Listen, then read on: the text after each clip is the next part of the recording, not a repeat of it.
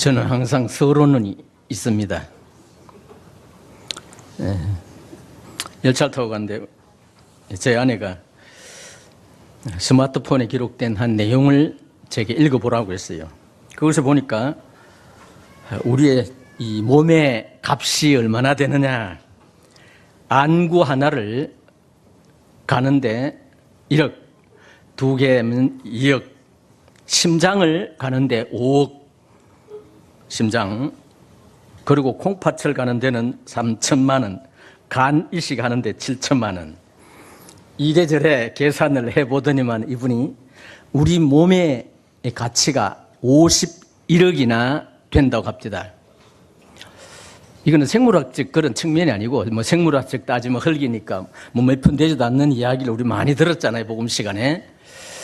제가 이것을 보면서 참 그분이 또 글을 쓰면서 아무리 고급 승용차가 지나간다 할지라도 몇 억짜리 뭐 포르쉐 같은 게 있죠, 우리 몸에는 비교할 수가 없다. 우리 몸이 가치가 얼마라고요? 51억. 그것을 보면서 참 감동을 받았어요. 이 51억 어치의 그 몸을 가지고 있는 우리가 과연 어떤 마음으로 살아야 될 것인가? 어떤 마음으로 살아야 되겠어요? 기뻐하며 즐거워하면서 살아야 될 것입니다. 그 글을 쓴 이 저자가 자기가 존경하는 한 그 스승을 문병을 갔는데 이분이 아무것도 움직이지 못하고 눈만 끔뻑끔뻑 하더랍니다. 그래서 중국의 속담에 하늘을 날아다니는 것이 기적이 아니고 물 위를 걸어가는 것이 기적이 아니라 땅 위로 걸어가는 것이 기적이다. 중국 속담에 이런 것이 있답니다. 그래서 우리가 건강하게 걸어다니고 있다고 하는, 살아가고 있다고 하는 이것이 얼마나 큰 축복인가 하는 것을 새삼 깨닫게 되었습니다. 창세기 2장입니다. 오늘은 제 설교로 가능하면 40분에서 45분 사이에 마치도록 노력을 하겠습니다. 창세기 2장 18절, 우리가 익히 알고 있는 말씀입니다만은 오늘 우리에게 주시는 하나님의 말씀이 어떤 우리 모두에게 영혼의 양식이 되는지를 생각하시면서 함께 하나님 말씀을 상고하길 원합니다. 창세기 2장 18절, 여호와 하나님이 이르시되 사람이 혼자 사는 것이 좋지 아니하니 내가 그를 위하여 돕는 배필을 지으리라 하시니라. 여호와 하나님이 흙으로 각종 들 짐승과 공중에 각종 새를 지으시고 아담이 무엇이라 부르나 보시려고 그것들을 그에게로 이끌어 가시니 아담이 각 생물을 부르는 것이고 그 이름이 되니라. 아담이 모든 가축과 공중의 새와 들의 모든 짐승의 이름을 주니라. 아담이 돕는 배필이 없으므로 여호와 하나님이 아담을 깊이 잠들게 하시니 잠들매 그가 그 갈빗대 하나를 취하시고 살로 대신 채우시고 여호와 하나님이 아담에게 취하신 그 갈빗대로 여자를 만드시고 그를 아담에게로 이끌어오시니 아담이 이르되 이는 내 뼈 중에 뼈요 살 중에 살이라. 이것을 남자에게 취하였은즉 여자라 부르리라 하니라. 오늘 하나님 말씀을 읽을 때 아주 자세하게 정독을 할 필요도 있습니다. 그리고 각 절을 우리가 연구할 필요도 있습니다. 가끔 이 창세기를 읽고 넌센스 퀴즈를 말할 때가 있습니다. 그럼 대답을 잘 못해요. 하나님이 아담을 무엇으로 지으셨다고요? 흙으로 지으셨어요. 모든 짐승은 무엇으로 만드셨다고요? 예? 말씀으로? 방금 읽었잖아요. 흙으로 만드셨어요. 모든 들 짐승과 모든 공중의 새도 흙을 빚어서 만드셨어요. 그런데 또 하나 특이한 많은 것이 있습니다. 하와는 뭐로 만드셨어요? 잘 알죠? 하나님께서 아담을 흙으로 만드셨으면 하와도 흙으로 빚어 만들어야 되는 거 아닙니까? 그렇죠? 모든 짐승은 그 암수를 만들 때 흙으로 빚어서 만드셨어요. 그런데 하와는 어떻게 만드셨어요? 아담을 깊이 잠들게 하사 그의 갈비뼈와 살을 대신해서 만드셨습니다. 성경에 이유 없이 우연히 기록된 것은 없습니다. 다 하나님은 그 어떤 창조를 하실 때 목적이 있었어요. 오늘 우리는 이 아담과 하와의 관계를 통해서 그리스도와 이 교회의 관계를 한번 교훈을 받기를 원합니다. 그래서 창세기의 이 여인 하와는 교회를 상징하고 에베소의 여인은 창세기 여인의 실체라고 합니다. 하와는 범죄 이전에 창조되었어요. 에베소의 여인은 타락 이후에 창조되었습니다. 하나님은 그리스도를 상징하기 위해서 아담을 만드셨어요. 반면에 교회를 상징하기 위해서 누구를 만들었겠어요? 하와를 창조했습니다. 하와는 흙에서 취하지 않고 누구에게서부터 취했어요? 아담에게서 나왔습니다. 그런데 아담을 멀쩡하게 의식이 있는 상태에서 그의 뼈와 살을 그 뼈를 빼가지고 하와를 만든 게 아닙니다. 아담을 어떻게 했다고요? 깊이 잠들게 했다. 옛날에 깊이 잠들게 하면 별로 이해를 못했는데 요즘은 깊이 잠든다 하면 이해가 됩니다. 그것은 마취 상태입니다. 뼈를 갈라가지고 뼈를 빼내는데 의식을 하겠어요? 못하겠어요? 마취가 되면 못하는 거예요. 엄밀한 의미에서 아담이 완전히 죽어 있는 상태입니다. 그래서 갈비뼈를 빼내도 모르잖아요.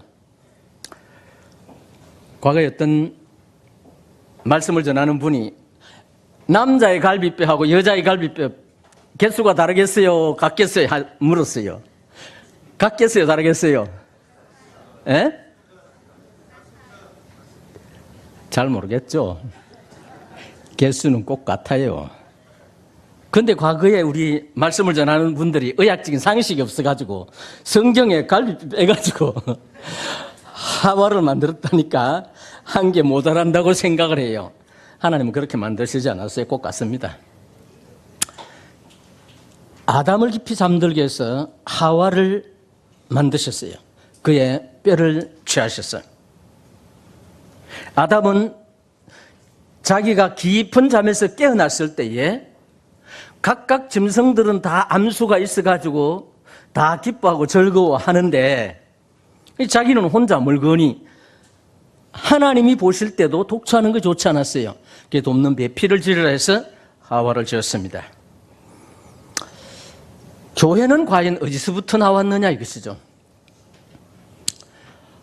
로마서 5장에서는 예수 그리스도의 십자가에 죽으심은 죄인을 구원하시기 위해서 죽으셨다고 기록이 되어 있습니다. 그런데 에베소서 5장에서는 그리스도께서는 왜 죽으셨다고 기록이 되어 있겠어요? 누구를 위해서, 무엇을 왜 죽으셨다 기록됐어요? 교회를 위해서 죽으셨다고 기록이 됐습니다. 에베소서 5장을 좀 보시겠습니다. 우리가 직접 확인을 할 필요는 있습니다.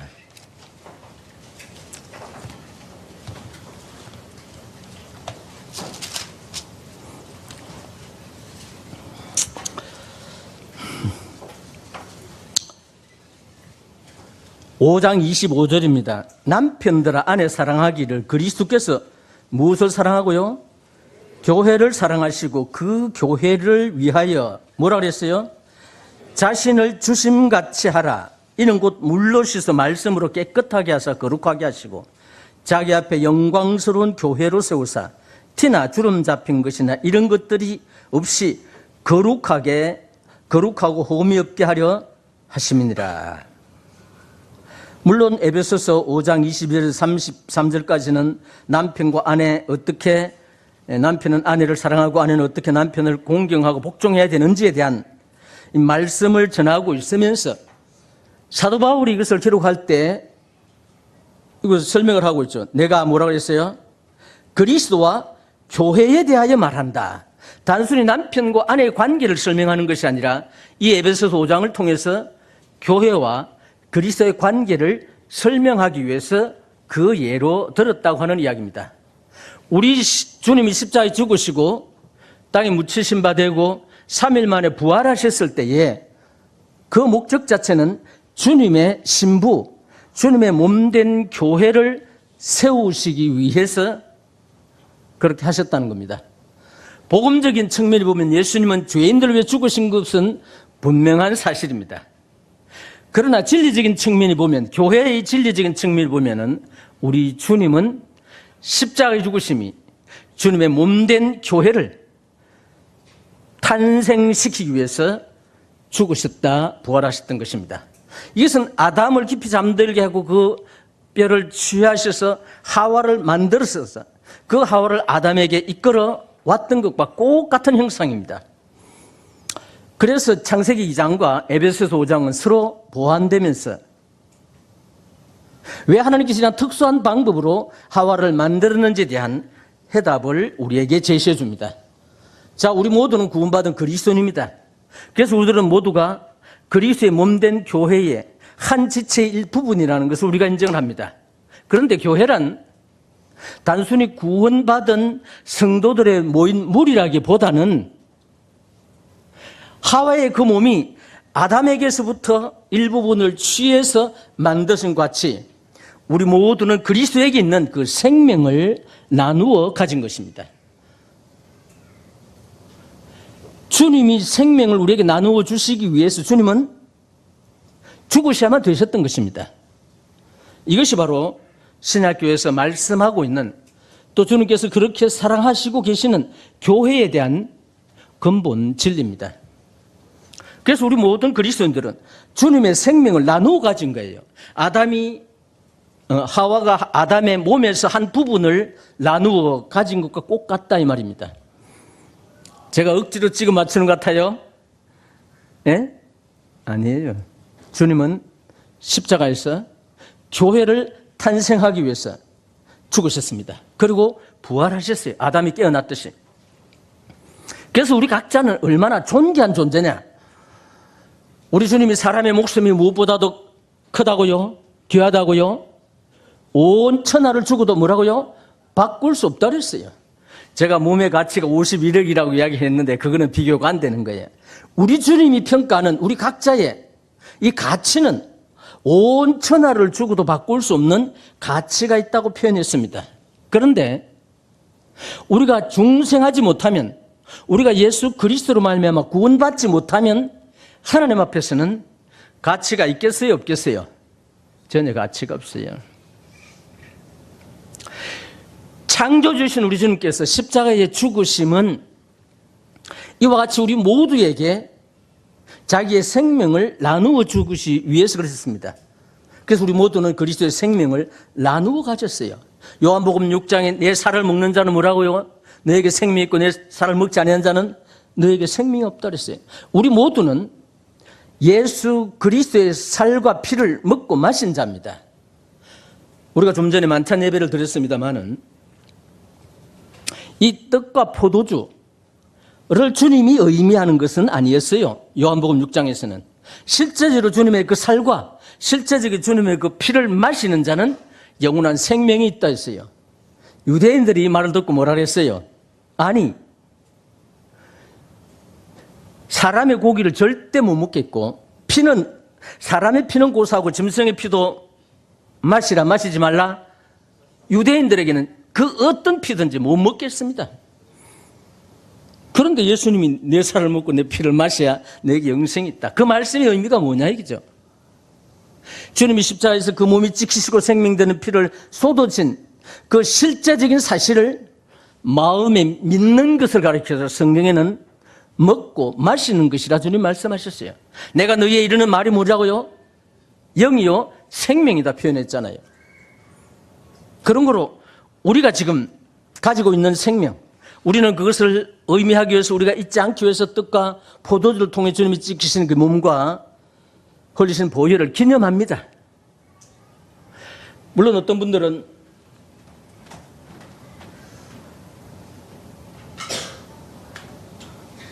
실물 교육이 필요하잖아요.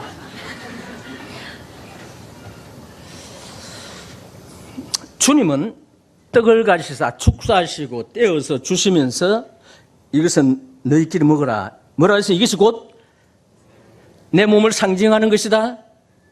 잘 들어야 돼요. 상징하는 것이다? 아닙니다. 내 몸이라 표현했어요. 이것에 대한 신학적인 변론이 많이 있습니다만 그것을 일으키려고 하는 게 주님께 잔을 가지시고 하시되 이것은 뭐라고요? 내 언약의 피다고 말씀하셨어요. 피를 상징하는 것이다. 그렇게 표현했어요? 아닙니다. 피라고 말씀하셨어요. 이것을 아는 것은 대단히 중요합니다. 주님이 흘리신 보혈과 찍히신 그 몸, 이미 우리들은 믿음으로 먹고 마신 자들입니다. 그러므로 인해서 주님에게 있는 그 생명을 우리 모두가 나누어 가진 거예요. 만찬 예배라는 것 단순히 떡을 떼고 잔을 마시는 의식 행위가 아닙니다. 우리에게 주의 생명 되는 그 생명을 우리가 나누어 주신 것을 우리가 기억하기를 원하셨어요. 하와가 탄생된 것이 아담의 그 몸의 일부분을 취하셔서 만드셨듯이 꼭 같은 형태라 이 말입니다. 그런 거로 우리가 연제교회에서 주님을 섬겨가는 우리 모든 성도들은 그리스도의 신부입니다. 그리스도의 신부라는 것은 주님이 이 신부를 탄생하기 위해서 아담이 하와를 탄생하기 위해서 죽은 것 같은 꼭 같은 형태입니다. 주님이 죽으심으로 우리 모두를 만드셨어요. 창조하셨어요. 그런 적 누구든지 그리스도 안에 있으면 새로운 피조물이라 이전 것은 보나 지나갔으니 보라 새 것이 되었도다. 새로운 피조. 구원받기 이전에 우리의 신분과 상태가 아니라는 겁니다. 그것을 가지고 주님은 교회를 만드실 수가 없어요. 그리고 새로운 창조가 필요했던 것입니다. 흙으로 하와를 만든 것이 아닙니다. 아담의 몸으로 만든 거예요. 우리 모두는 그리스도의 생명을 나누어 가진 자들입니다. 그런 거로 로마서 8장에서는 우리 주님은 첫 열매, 우리는 그 다음에 뭐라 그랬어요? 그에 붙은 열매, 그 자녀들이라는 거예요. 주님을 맏아들로 표현했습니다. 우리는 그 다음 아들로 표현했어요. 부모에게 있어서 맏아들이나 막내 아들 차이가 있겠어요? 없겠어요? 없어요. 옛날에는 맏아들을, 저는 이제 구남이의 막내인데 맏아들에게는 재산의 절반을 주고 나머지 8에게는 그 절반을 나누어 가지겠어요. 그러나 우리나라 이 상속법에는 아주 이 좋은 법이 있어요. 맏아들이든 막내인 나든 어떻게 해요? 꼭 같이 분배되도록 법적으로 정해져가 있어요. 부모가 재산을 자녀에게 상속하지 않고 갑자기 돌아가시면 그 자녀에 따라서 분배를 나눠줍니다. 아주 꼭 같이. 물론 배우자에겐 조금 다릅니다만은. 그래서 참 우리나라 법을 성서적으로 잘 만들었구나. 맏아들이나 막내인 저에게나 꼭 같은 아들의 신분과 권리가 있다는 것입니다. 동의하시죠? 우리 모두는 하나님에게 있어서 예수 그리스도와 동등으로 삼으셨어요. 누가? 하나님이 그렇게 삼으신 겁니다. 그만큼 우리를 귀하게 존귀하게 여기셨습니다. 그래서 우리로 하여금 그리스도 예수 안에서 하나님이 아들들이 되게 하셨을 뿐만 아니라 그리스도의 몸이 되게 하셨고 그 몸의 지체가 되게 하셨던 것입니다. 그런데 문제는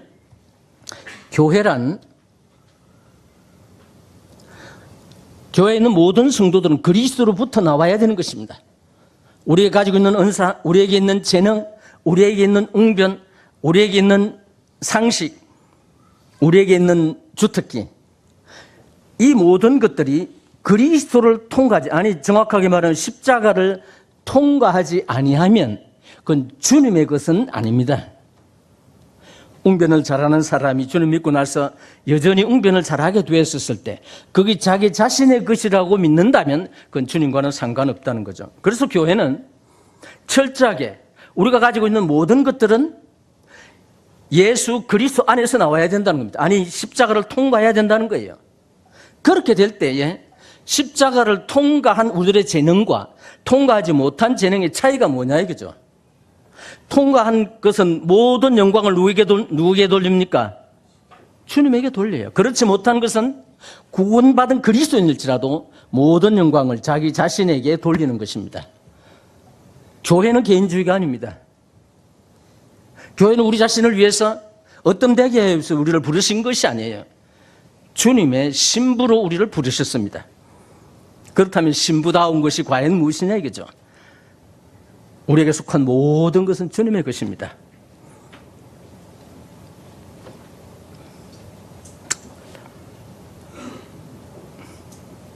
아주 영리한 사람은 그 지성을 통해서 철학, 과학, 문학 연구하고 구원받고 나서 동일한 지성을 사용할 때 십자가를 통과하지 않으면 안 되고, 만약에 십자가를 통과했다면 성령께서 그 가지고 있는 모든 지성을 사용한다는 것입니다. 그리고 그것이 사용이 되었을 때 모든 영광을 주님 앞에 돌리게 되는 것입니다. 그래서 교회는 그리스도에게부터 나와야 된다 하는 사실에 초점을 맞추게 되기를 바랍니다. 우리가 교회의 일부가 되는 것은 회개도 죄의 고백도 믿음도 아니다.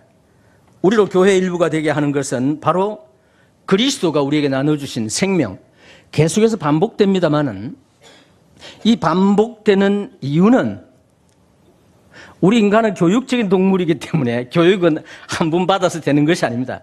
계속 받으면 그것이 우리 자신의 것이 돼요.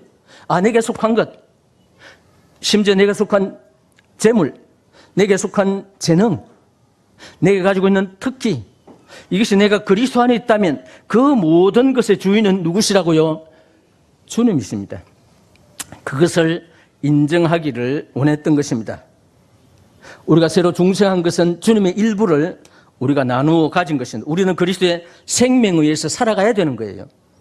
우리가 우리 자신에 의해서 행동을 하면 우리는 교회 밖에 있는 것입니다. 주님의 것이 아니면 우리 자신의 것이 된다는 거죠. 그래서 우리가 우리 자신에 의해서 일한다면 우리는 주님의 일을 함이 아닙니다. 하나님의 영원한 목적은 한 사람을 얻는 것인데, 이 사람은 그리스도에게 나온 집합체, 교회라고 하는 것입니다. 우리 모두는 그리스도에게서 생명을 나누어 주셨어요.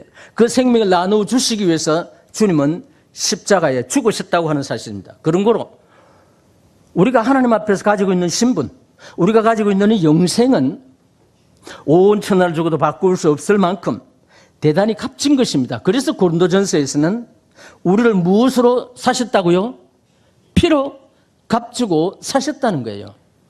피라는 말은 생명을 주고 샀다는 것입니다. 하나님은 아들의 그 피, 아들의 생명을 주시고 우리를 사단에게서 사셨어요.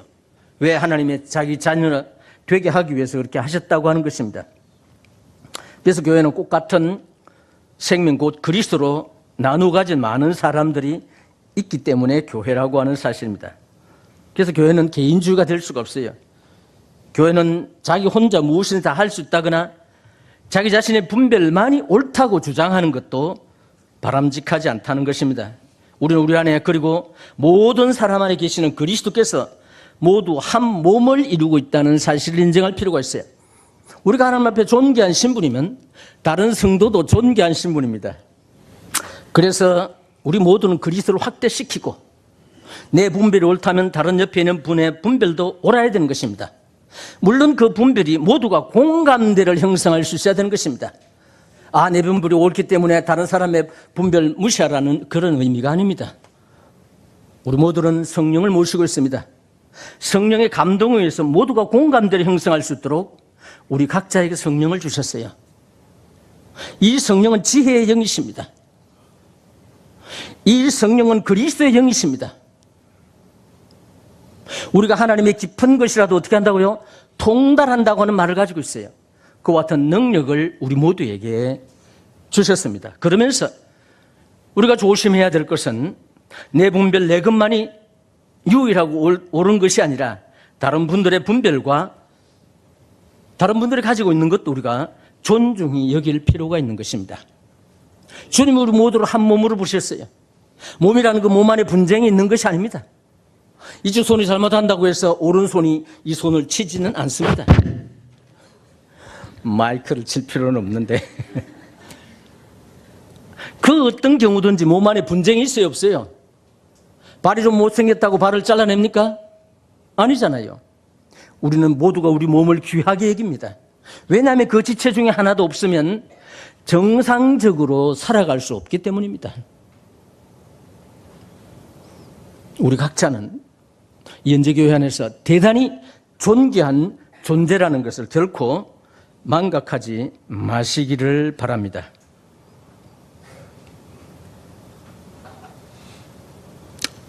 주님의 십자가는 죄로부터의 구속이라는 소극적인 면보다는 생명이라는 적극적인 면이 포함되어 있다는 것을 이해하시기를 바랍니다. 우리가 복음에만 치우치게 되면 하나님의 그 말씀에 대한 한쪽 면만 우리가 받아들이게 됩니다. 주님은 은혜가 있는가 하면 그 다음에 뭐가 있어요? 진리도 있다고 그랬습니다. 사랑이 있는가 하면 그 사랑에 대한 우리의 삶을 살아가면서 올바른 분별을 하기도 하는 것을 하나님은 우리에게 기대하고 있습니다. 그래서 아담의 잠은 하와의 구속이 아니라 하와의 탄생이라고 하는 것입니다. 재미있는 것은 하나님께서 하와를 만들 때에 아담이 범죄 이전입니까? 이후입니까? 범죄하기 이전입니다. 죄와 상관없이 하와를 만드셨어요. 에베소 5장 다시 한번 읽어보겠습니다. 25절 남편들아 아내 사랑하기를 그리스도께서 교회를 사랑하시고 그 교회를 위하여 자신을 주심같이 하라. 이는 곧 물로 씻어 말씀으로 깨끗하게 하사 거룩하게 하시고 자기 앞에 영광스러운 교회를 세우사 티나 주름 잡힌 것이나 이런 것들이 없이 거룩하고 흠이 없게 하려 하십니다. 우리 주님은 교회를 아주 거룩하고 흠이 없는 마치 정결한 신부, 순결한 신부를 맞이하는 신랑과 같은 입장에서 우리 교회를 보호하고 만드셨다는 것입니다. 우리 각자는 주님이 그렇게 존귀한 자로 여겨 주신다고 하는 사실입니다. 그래서 어떤 분은 표현하기를 창세기 2장에 살과 뼈는 언급되어 있으되 피는 언급되어 있지 않다 그렇게 말하는 분들도 있어요. 피 하면은 성경에는 항상 이 죄와 관계가 됩니다. 하와는 범죄 이전에 지음을 받았어요.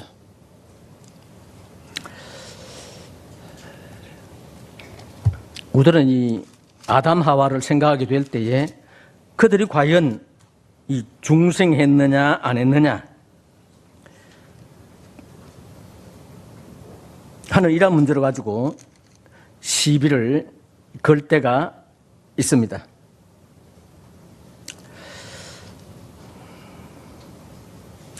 아담이 범죄하고 난 이후로 자기 아내의 이름을 뭐라고 불렀어요? 하와라고 지었죠. 이거는 산자의 의미가 되라 됩니다 하는 뜻을 가지고 있습니다.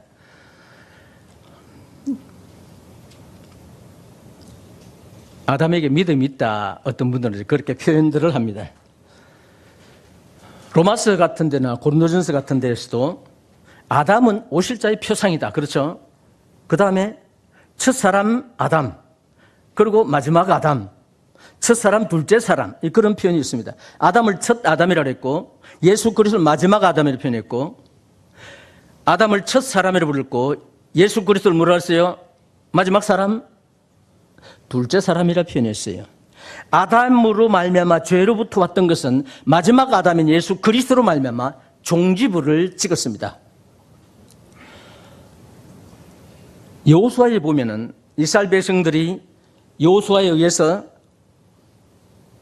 이 광야에서 이 가나안에 들어가기 위해서 요단강을 건너게 됩니다. 그렇죠?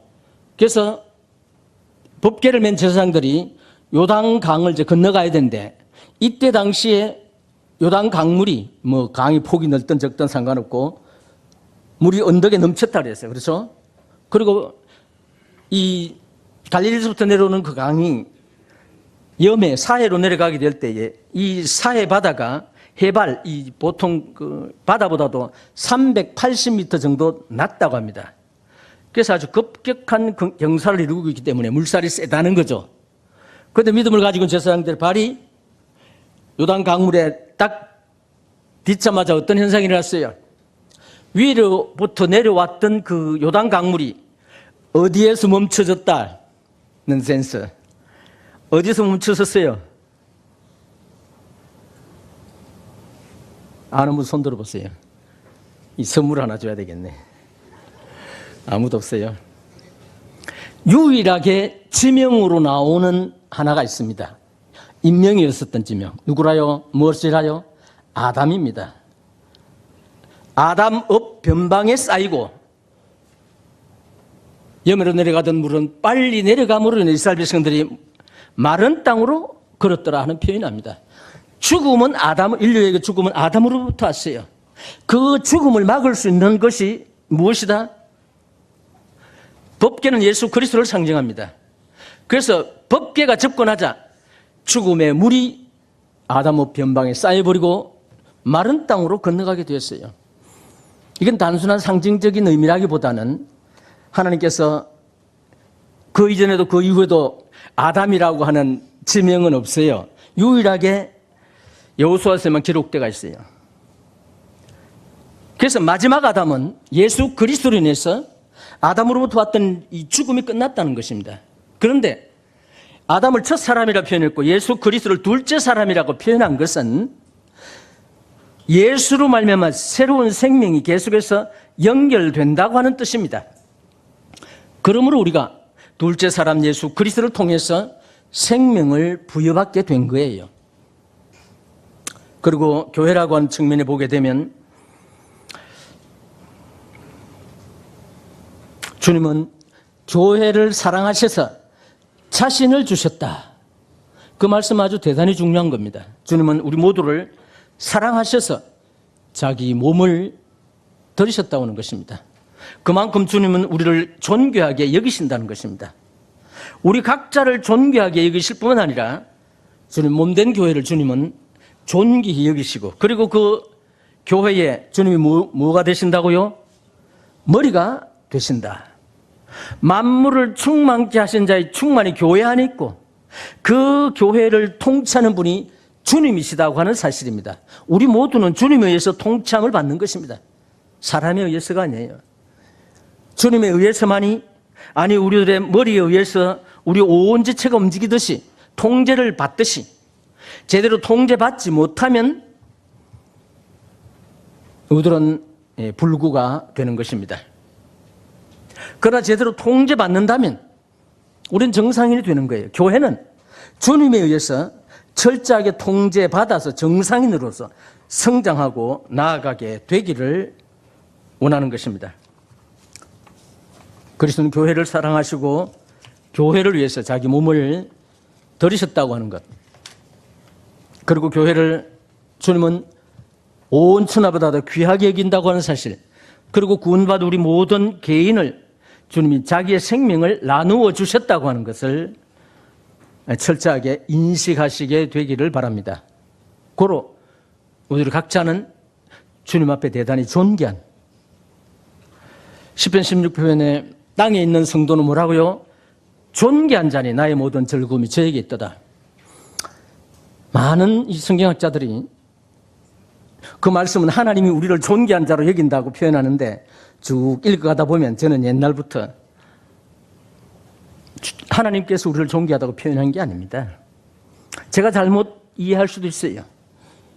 그러나 저는 문맥을 보시게 되면 성도가 성도를 존귀한 자다고 표현하고 있는 거예요. 다윗이 땅에 있는 성도는 존귀하다고 표현하고 있는 겁니다. 제 분별이 맞는 것 같습니까? 뭐 맞는 것 같다고 하기도 하고 별로 생각이 없으니까 안 믿는 거 뭐 상관없어요. 저는 그렇게 믿고 있으니까. 땅에 있는 성도는 뭐라고요? 존귀한 자니 나의 모든 즐거움이 저에게 있도다. 우리 모든 성도는 성도를 향해서 존귀한 자로 여기는 게 필요합니다. 그리고 내가 기뻐하는 것을 성도로 인해서 기뻐한다고 하는 그런 마음이 필요한 거예요. 제 말씀이 이해가 잘 되셨죠? 가장 쉽게 제가 평소 믿고 있는 지론대로 또 하나님께서 그렇게 말씀하고 계시기 때문에 제가 이 말씀을 받아들인 겁니다.